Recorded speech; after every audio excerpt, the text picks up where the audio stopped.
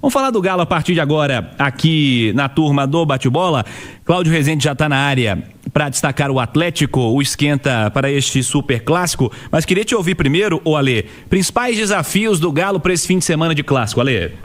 O time não está definido, né? Evidentemente, até nem poderia, porque tem jogador chegando agora, jogador se apresentando, tem jogador que ainda não está em condição física, que ainda não conhece o trabalho do técnico, não conhece nem direito os companheiros, então não tem um time pronto, né? O time ideal está distante ainda. E também um time que ele poderia ter ali, dentro dos disponíveis, poderia ter um entrosamento, poderia ter um encaixe, também não existe, porque ele não repete formação, né? E aí é difícil entrosar, né? É difícil você ter uma sintonia. Aquela coisa por exemplo, do meia, ele de primeira ele já sabe onde o atacante gosta de receber a bola, como que ele vai meter essa bola. Os atacantes, por exemplo, de se comunicarem sem falar, né? De ter realmente um encaixe ideal. O Atlético não tem isso. Tanto que, por exemplo, a gente estava conversando com o Pansieri aqui e você falou, está praticamente definido o Cruzeiro. Todo mundo sabe quem vai jogar.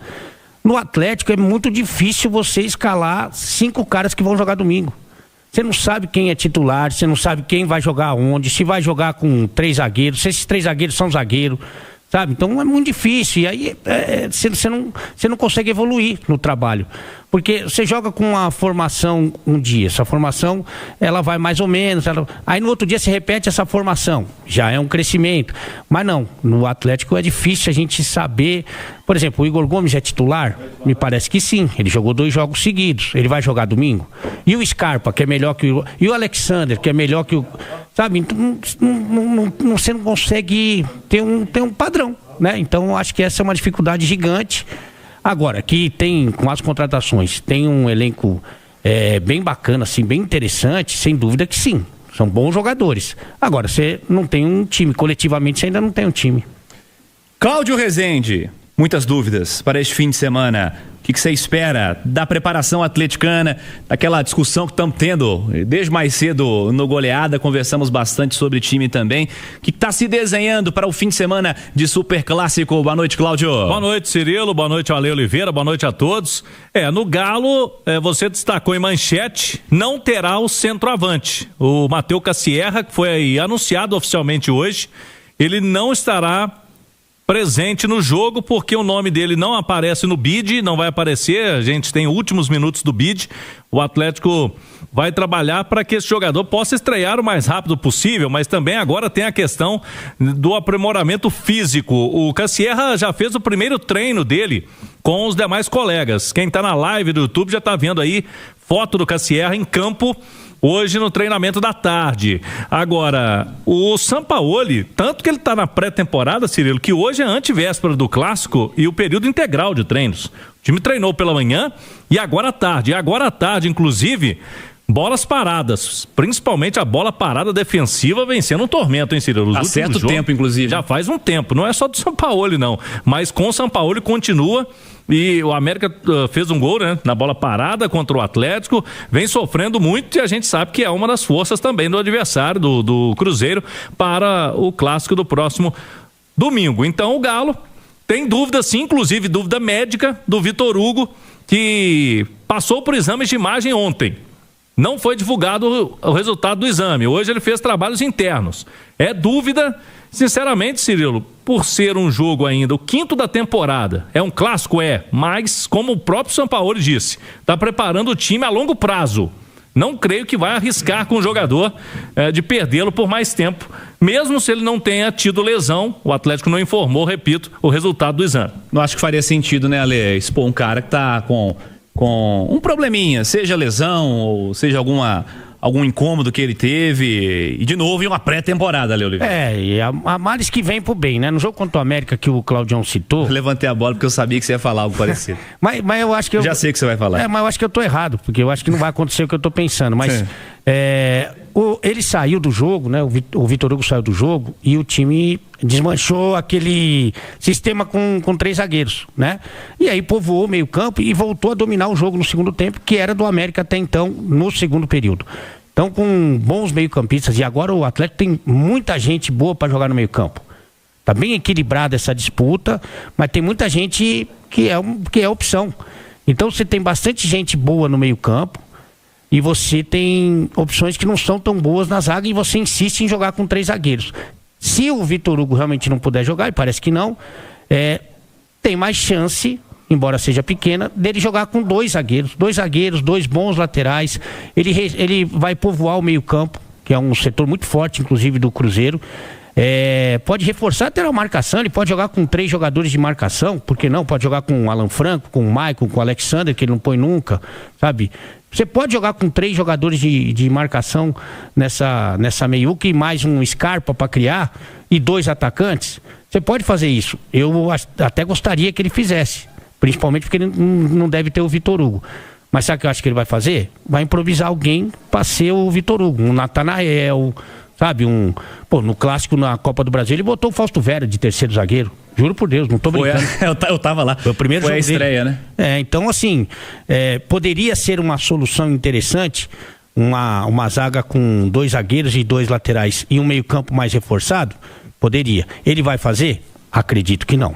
Cláudio, o centroavante não vai pro jogo, mas já falou, né? Já. As primeiras palavras do Cassierra vamos trazer aqui na turma do bate-bola, porque há uma esperança muito grande, né?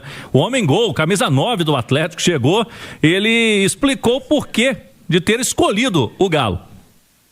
Não, escolhi o Galo porque é um clube muito grande. A torcida é uma torcida muito importante e para mim isso foi a motivação para escolher vir aqui. E como eu falei, é um clube muito grande. Para mim foi uma boa decisão. O Cassierra tá aí. Enchendo a bola do Atlético, né? Um clube muito grande, por isso que ele escolheu. Inclusive, ele fala agora, né? Os colegas da Galo TV, nessa entrevista, o retorno dele ao futebol sul-americano, depois de algum tempo na Europa.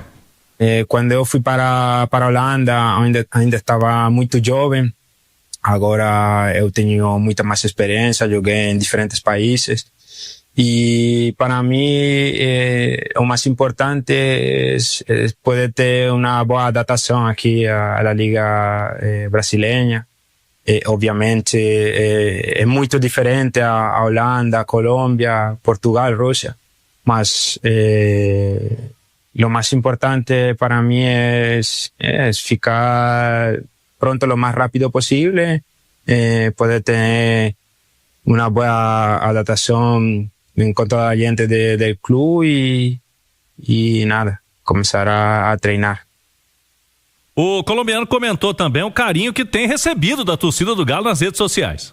Sí, comencé a sentir desde el primer día, cuando salió la noticia de que podía tener la posibilidad de llegar aquí. Toda la torcida de Galo comenzó a mandar mensajes de apoyo y eso para mí fue muy importante también poder vir aquí.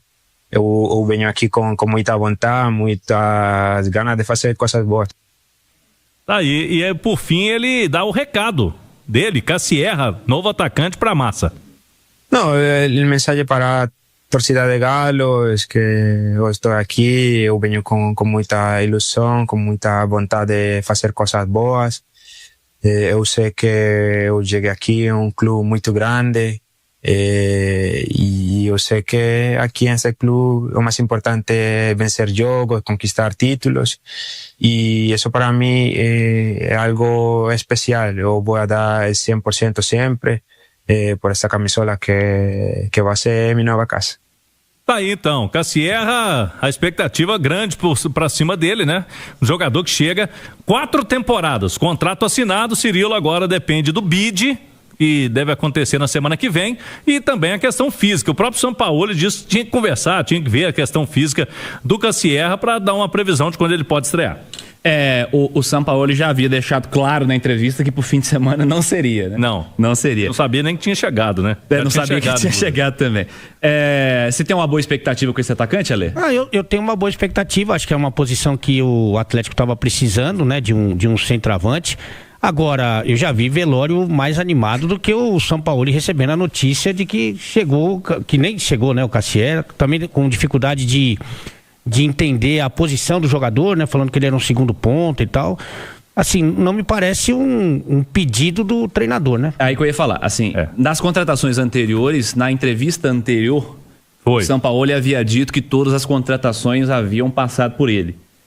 Nessa me pareceu um claro indicativo de que não era a prioridade dele. Eu acho que ele não ficou, porque o que acontece... Esse jogador aí, o Siga indicou, Paulo Brax apoiou, a comissão técnica do Sampaoli deu ok também, só que ele falou, então tá. Porque esse cara... Mas não foi o nome que ele colocou na mesa. Esse cara, teoricamente, ele vai entrar bem na vaguinha ali do Hulk, né? Porque o Hulk hoje é o centroavante, né? Você acha que dá pra jogar os dois? Dá pra jogar os dois, mas teoricamente é um cara que vai ocupar aquela função.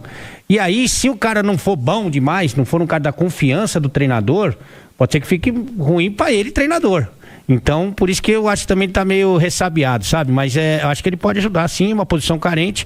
E o jogador foi bem recomendado, tem bons números, pode ser importante, sim. Discussões sobre o clássico, agora com Cláudio Rezende, pra gente falar mais do jogo, mas você também tem convidado, né, Cláudio?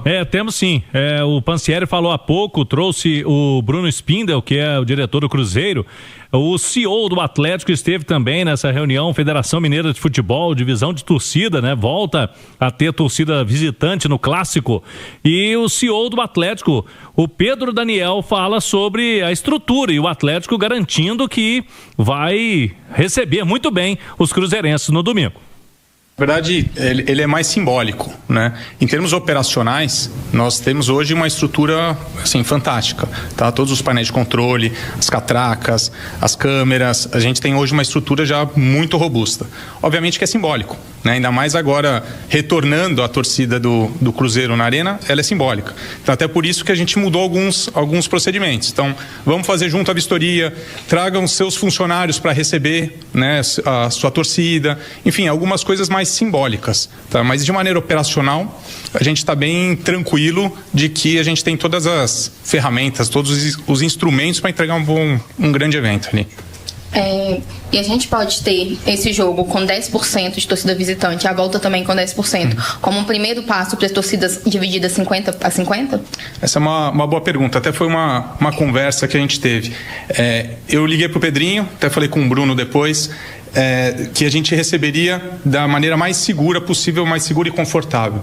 E o laudo da PM, na verdade, ele libera 2.500 pessoas. Então, os 10%, né, que a gente discute, na verdade, a gente tende a construir isso, né, num médio prazo. Mas, nesse momento, o laudo da PM permite 2.500 pessoas. É por isso. Tá aí a explicação por parte do Atlético, por que dessa limitação aí de 2.500 ingressos. Depois que teve, Cirilo, a pequena reforma, né? O Atlético colocou grama sintética, deu alguns detalhes ali na Arena MRV.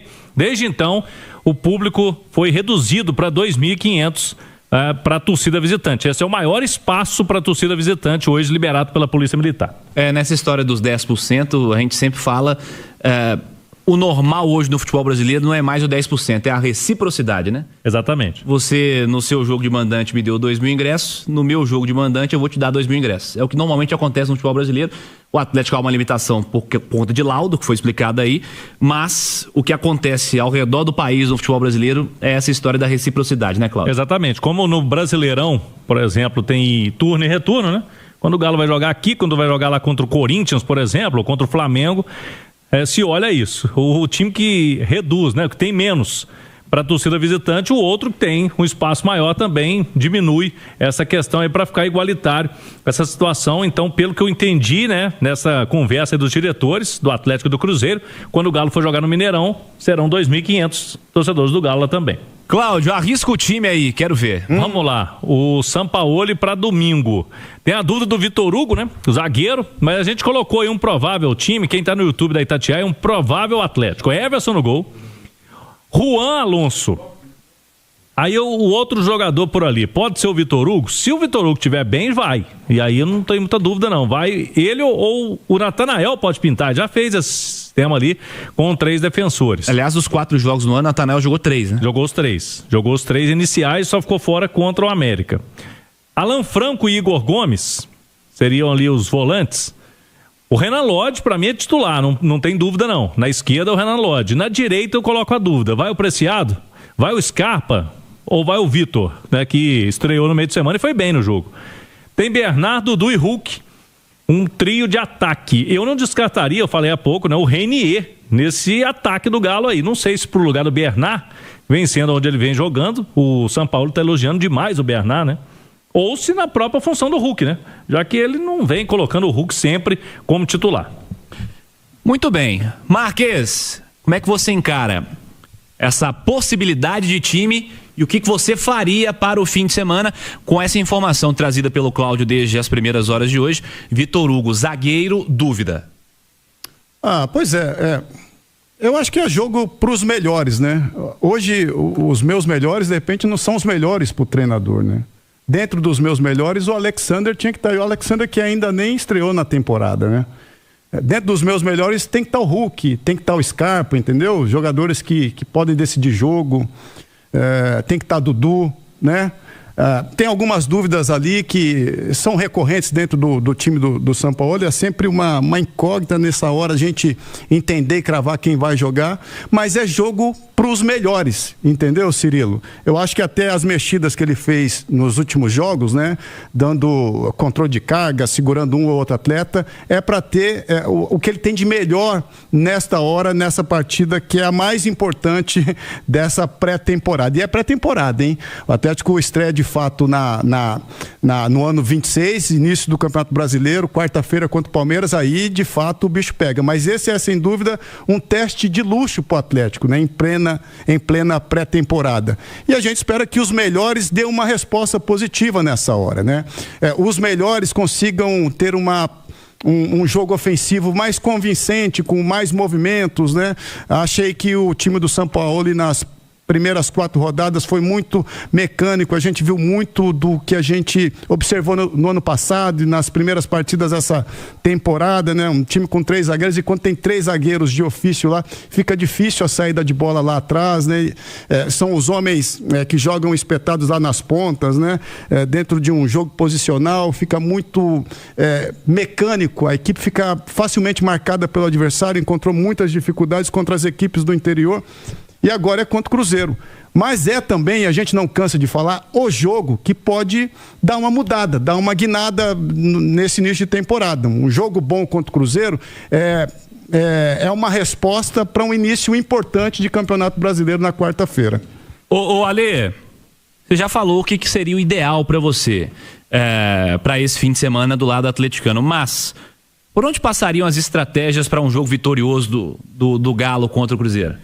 É difícil, sabe que eu sempre fico ouvindo os 2 mestres aqui, né, de quem eu sou muito fã como jogador, fui, e agora como analista, como comentarista, o Fabrício Marques, né, e a gente sempre, até uma tradição, né, falar, mas o clássico, na Copa do Brasil não foi, né, o clássico não mudou nada, né, todo mundo achava que o Cruzeiro ia levar e o Cruzeiro levou.